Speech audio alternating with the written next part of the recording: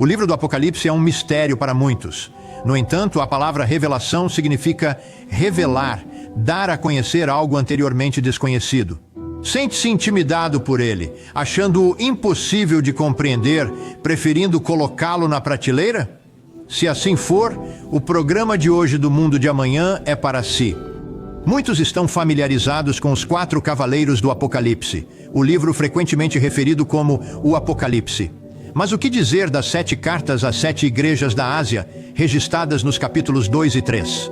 Estas cartas têm intrigado acadêmicos e leigos durante mais de 1900 anos. Será que estas cartas têm algum significado especial para si e para mim? A resposta é sim, e esse é o tema do programa de hoje. Agora fiquem comigo, pois voltarei dentro de 5 segundos para explicar as 7 cartas às 7 igrejas do Apocalipse.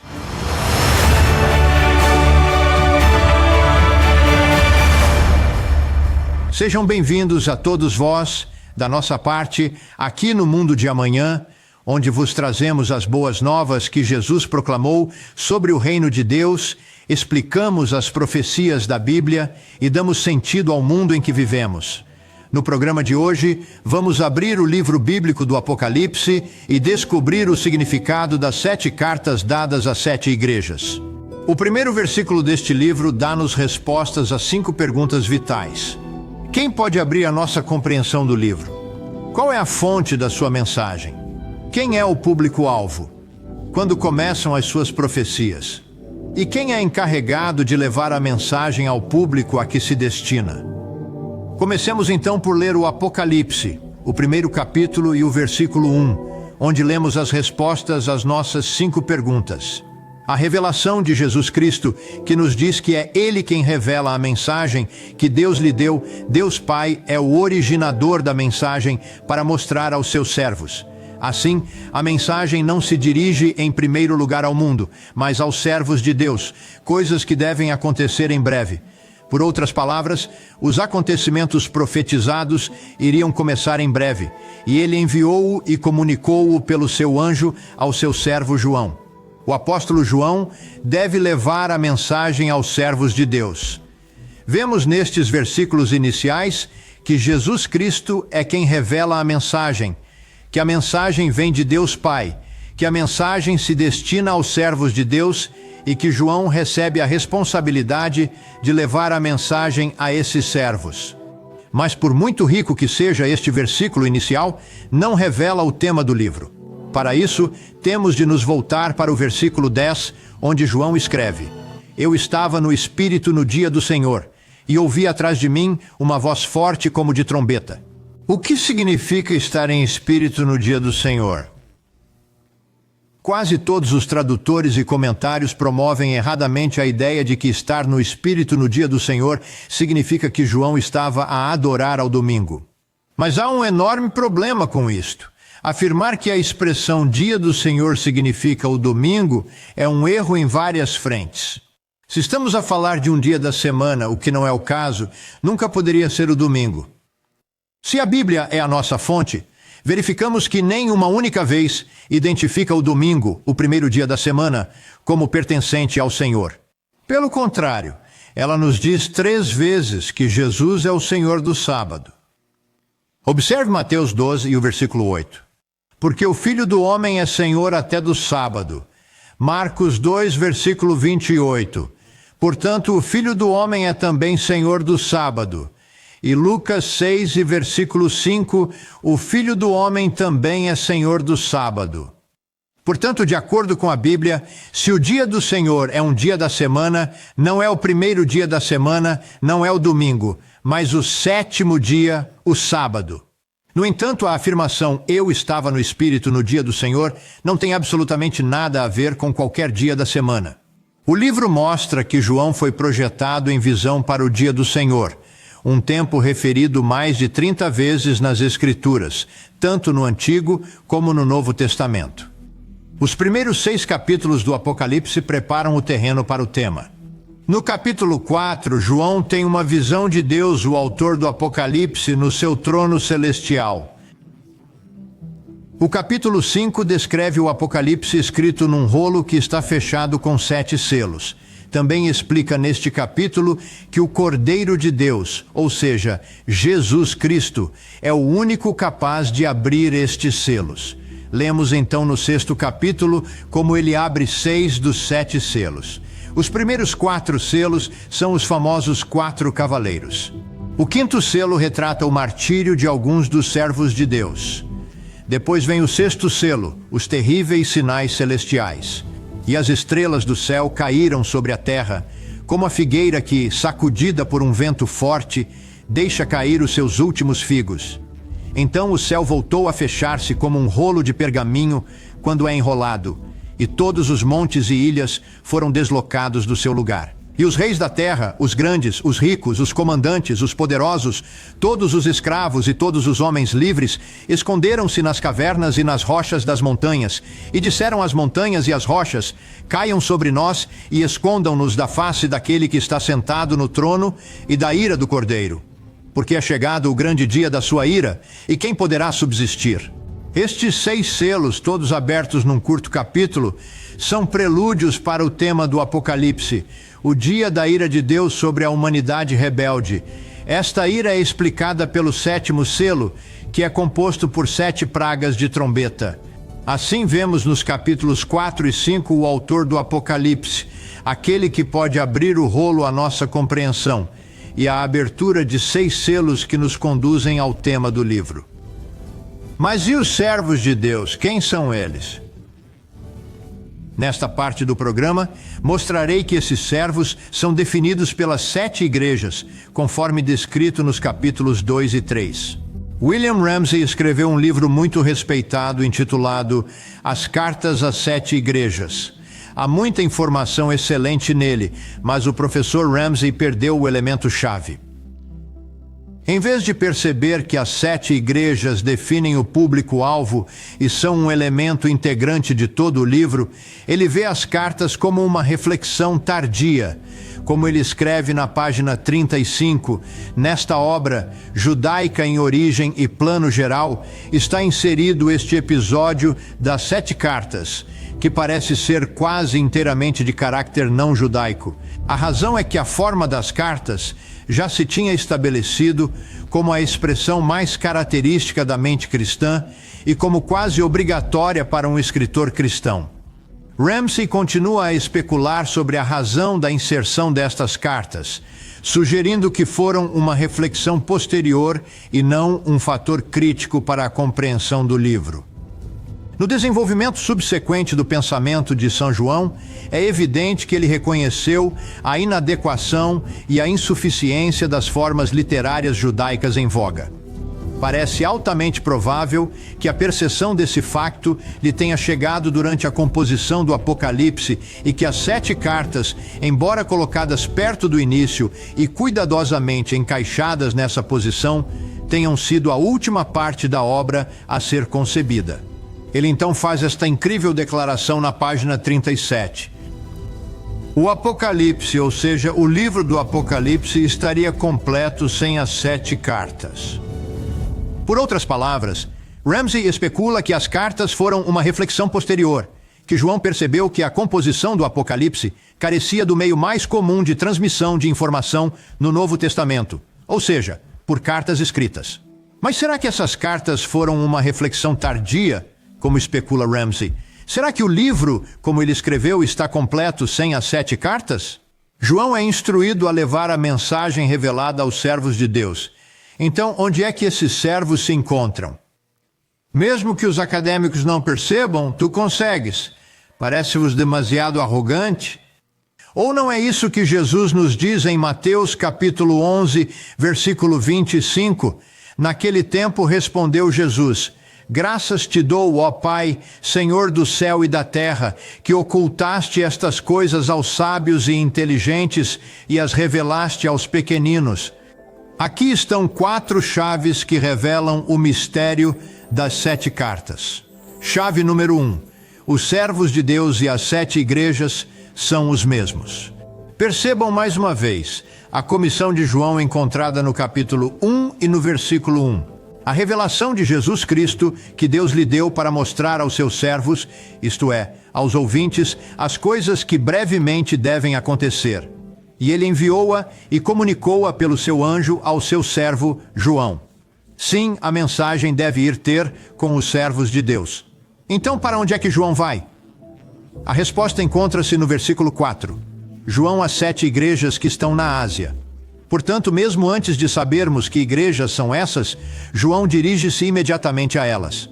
Além disso, João é ordenado a registrar num livro o que vê e a enviá-lo a essas 7 igrejas, ou seja, a mensagem completa da revelação, não apenas as cartas. Eu sou o Alfa e o Ômega, o primeiro e o último, e o que vires, escreve-o num livro e envia-o às 7 igrejas que estão na Ásia, a Éfeso, a Esmirna, a Pérgamo, a Tiatira, a Sardes, a Filadélfia e a Laodiceia. Por outras palavras, a mensagem deve ir para os servos de Deus e João deve levá-la às 7 igrejas da Ásia. Não é óbvio que os servos de Deus e as 7 igrejas são a mesma coisa? Este facto é confirmado no último capítulo do Apocalipse. De certa forma, a ligação entre os servos de Deus e as 7 igrejas é marcada pelo primeiro e último capítulos.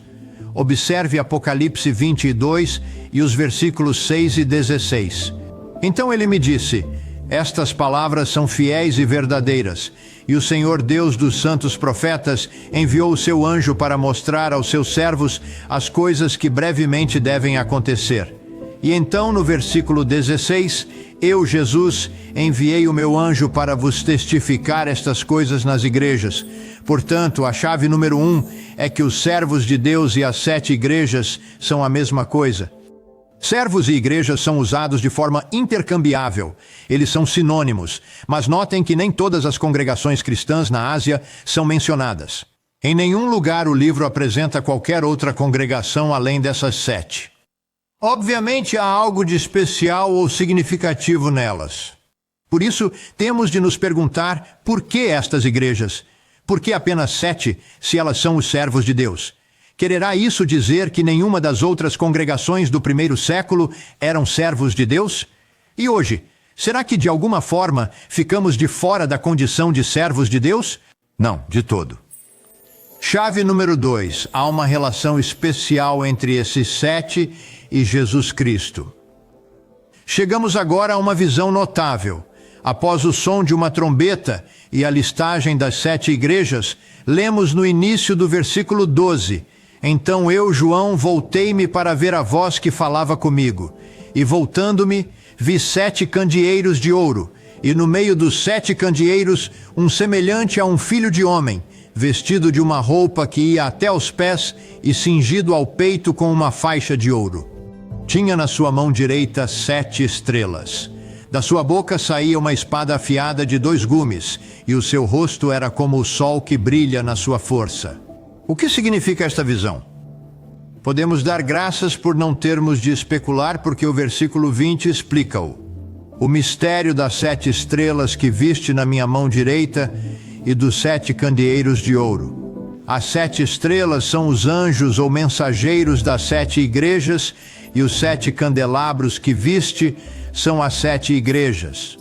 Como vimos, as igrejas e os servos de Deus são sinônimos, e Cristo é visto a caminhar entre elas. Misterioso? Sim. Impossível de compreender? Não.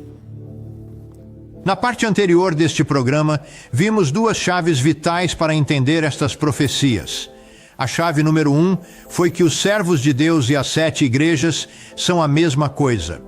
E isso é evidente na visão do Cristo glorificado, andando no meio de 7 candelabros que representam as igrejas. A chave número 2 é que há um relacionamento especial entre esses 7 e Jesus Cristo.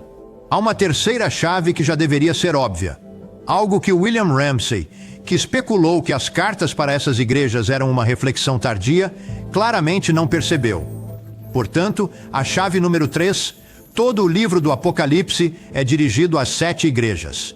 João é instruído a levar a mensagem do livro aos servos de Deus. Como vimos, os servos e as igrejas são a mesma coisa. E, portanto, segue-se que todo o livro do Apocalipse é para as 7 igrejas, e isso é confirmado como vimos anteriormente no último capítulo do Apocalipse. Para rever, vou repetir. Então ele me disse: estas palavras são fiéis e verdadeiras, e o Senhor Deus dos santos profetas enviou o seu anjo para mostrar aos seus servos as coisas que brevemente devem acontecer. Eu, Jesus, enviei o meu anjo para vos dar testemunho destas coisas nas igrejas. Há uma quarta chave importante, mas antes de eu dar essa chave, vamos observar 2 lições fáceis de entender que são geralmente compreendidas sobre essas cartas. A primeira é que essas eram congregações de igrejas reais, e as mensagens para cada uma dessas congregações descreviam as condições que existiam naquela época. Assim, quando se diz a Éfeso que tinha perdido o seu primeiro amor, isso era um problema daquela congregação do primeiro século localizada em Éfeso. A segunda lição é entendida a partir deste refrão que é dado a cada um deles. Quem tem ouvidos, ouça o que o Espírito diz às igrejas. A admoestação não é apenas para aquela igreja, mas para as igrejas, no plural. Uma condição que existe numa congregação pode também afetar os congregantes de qualquer uma das outras. A diferença é que a condição mencionada dominava aquela igreja. No exemplo da igreja de Laodiceia, prevalecia um espírito morno. Mas a admoestação para ouvir o que o Espírito diz às igrejas indica que essa mesma atitude morna poderia ser encontrada entre algumas das outras congregações. É principalmente assim que os ministros ao longo dos séculos têm entendido estas cartas. Quando era adolescente, lembro-me de um capelão que fez uma série de sermões em 7 partes sobre este assunto. Mas a nossa quarta chave é algo que não tem sido geralmente compreendido e é talvez a mais importante de todas as chaves. Voltemos à última parte do versículo 1 e a todo o versículo 2, onde João recebe 3 fontes de informação que devia registrar. E ele, isto é, Deus, enviou-o e comunicou-o pelo seu anjo ao seu servo João, o qual, em primeiro lugar, deu testemunho da palavra de Deus, e note-se especialmente o segundo, do testemunho de Jesus Cristo, e o terceiro, de todas as coisas que viu. Já vimos que João foi ordenado a fazer o número 3, escrever num livro o que viu e enviá-lo às 7 igrejas. Mas também tinha de registrar a palavra de Deus, as referências às Escrituras do Antigo Testamento e o testemunho de Jesus Cristo. O testemunho de Jesus Cristo é evidentemente o que Jesus falou. Mas o que ele falou no Apocalipse é de natureza profética. Lemos no capítulo 19 e no versículo 10. Adorai a Deus porque o testemunho de Jesus é o espírito de profecia. Se tivermos uma Bíblia com letras vermelhas, as letras vermelhas são o que os tradutores acreditam serem as palavras diretas de Jesus. E onde é que se encontra a esmagadora maioria das palavras de Cristo no Apocalipse? Se adivinhou as 7 cartas das 7 igrejas, adivinhou corretamente. Por outras palavras, estas cartas têm um significado profético, e é evidente ao estudar o livro que o assunto começou nos dias de João e termina no nosso futuro. Portanto, para além de registrar as condições nas congregações reais do primeiro século e avisos de atitudes que se podem aplicar a qualquer pessoa, a chave número 4 é que as cartas às 7 igrejas são proféticas.